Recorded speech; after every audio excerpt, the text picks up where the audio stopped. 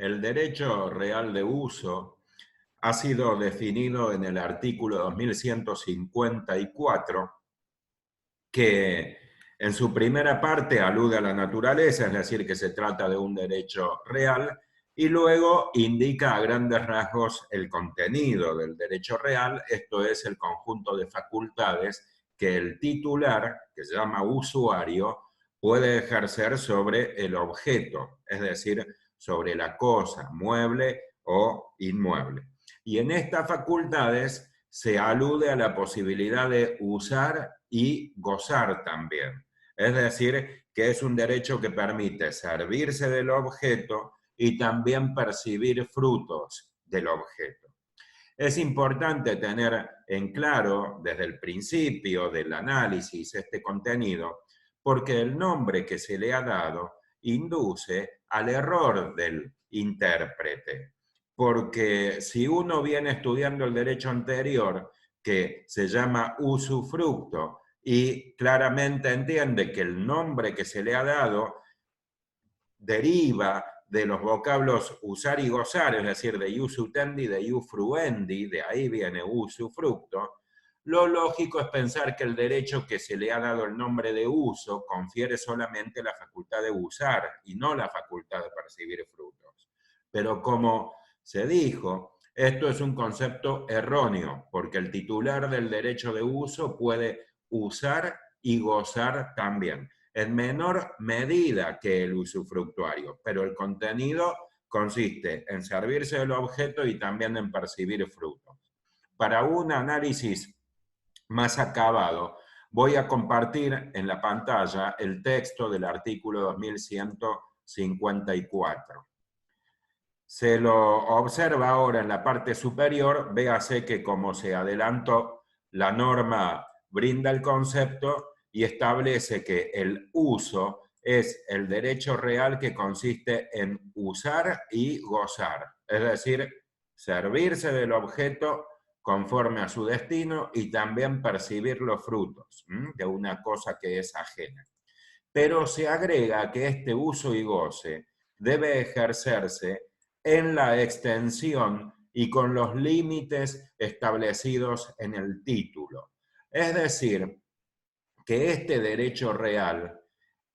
tiene un margen para fijar el contenido que está librado a la autonomía de la voluntad de las partes. Es decir, que no se regula solamente por lo que establece el texto legal, que es usar y gozar, sino que además, mediante la autonomía de la voluntad, pueden las partes, es decir, el titular de dominio generalmente, que es el constituyente, y el usuario, pueden fijar con precisión la extensión y los límites para el ejercicio del uso y goce. Esto es del ius utendi y del ius fruendi. Entonces, véase que se ha graficado el texto legal donde se indica que la extensión y los límites que se indican o que se establecen en el título se refieren al uso y goce y puede tomar como base el tiempo o la cantidad de frutos que el usuario percibe. Si se toma como base el tiempo, puede establecerse, por ejemplo, que el constituyente, es decir, el titular de dominio, en la enorme mayoría de los casos, permite al usuario servirse de un objeto, por ejemplo, 2 horas todos los días, o 2 días en el transcurso de una semana, o 2 meses al año, que pueden ser todos corridos, o mediante intervalos de tiempo, ¿sí? Por ejemplo, 2 meses al año, bueno, de manera tal que no pase más de o menos de 5 días entre un uso y el uso siguiente. Entonces se puede utilizar como base el tiempo para limitar el uso y goce, o también se puede utilizar como base la cantidad de frutos que percibe el usuario. Y cuando se toma como base la cantidad, la indicación precisa puede hacerse de forma nominal o de forma porcentual. Cuando se hace de manera nominal, se establece en el título entonces que los frutos que retirará el titular de este derecho, es decir, el usuario, será una cantidad fija. Por ejemplo, de una extensión de tierra, es decir, de un campo, podrá retener o podrá extraer un quintal de trigo o 2 quintales de soja, ¿sí? Por ejemplo, todos los meses o en el tiempo que se produzca la cosecha o la recolección de los frutos, o podrá retirar una determinada cantidad de manzanas o de naranjas. Y cuando se establece la cantidad de frutos que puede percibir tomando como base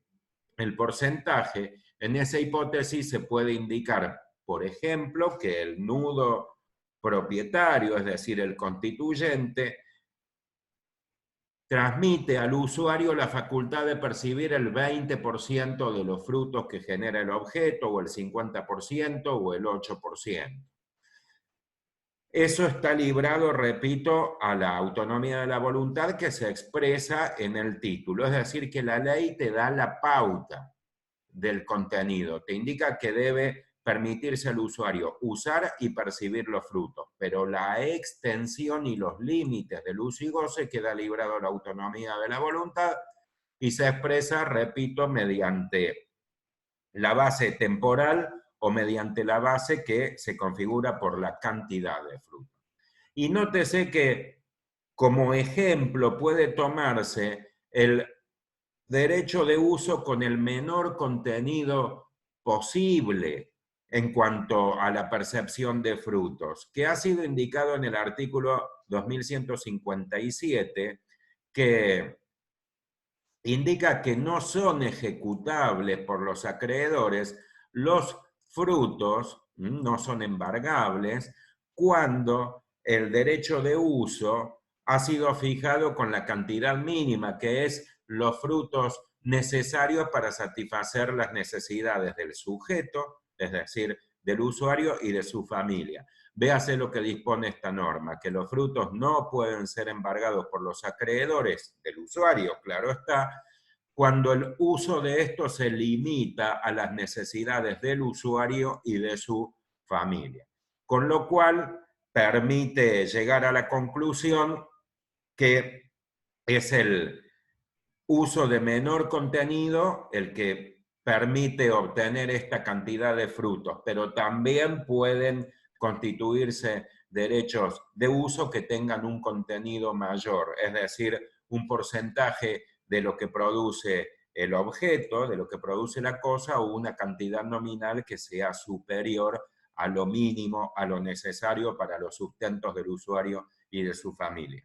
Y véase, ya para ir terminando, la semejanza que tiene este derecho con el usufructo, que, como se dijo, la diferencia no es cualitativa, sino cuantitativa, porque ambos derechos, analizados cualitativamente, confieren la facultad de usar y gozar, pero diferencian la cantidad de tiempo que usa o de frutos que percibe. Véase que para ratificar este concepto se indica en la segunda frase que si el título no establece la extensión, es decir, que si las partes o el escribano interviniente omite indicar la extensión y los límites en base al tiempo o en base a la cantidad, bueno, en esa hipótesis se entiende que lo que se ha constituido es derecho de usufructo. Es decir, que el sujeto, el pretendido usuario, porque en realidad ahora va a ser usufructuario, en esta hipótesis en la cual el título alude al uso, utiliza la palabra uso, pero después en la redacción del el acto jurídico se omite indicar la extensión y los límites, y bueno, va a ser convertido por fuerza legal en usufructuario, por lo tanto va a poder usar y gozar durante todo el tiempo del objeto, y la cantidad de frutos que va a poder percibir es el 100%, es la totalidad. Es decir, el derecho va a ser ascendido por fuerza legal al derecho de usufructo, al derecho que se regula antes de este derecho bajo análisis, antes del uso, porque el uso se ha regulado en el título 9 y el usufructo estaba previamente regulado ya en el título anterior, en el título 8. Dejo de compartir la pantalla y nuevamente agradezco enormemente a quien haya tenido la amabilidad de dedicarme su tiempo. Espero verlos pronto.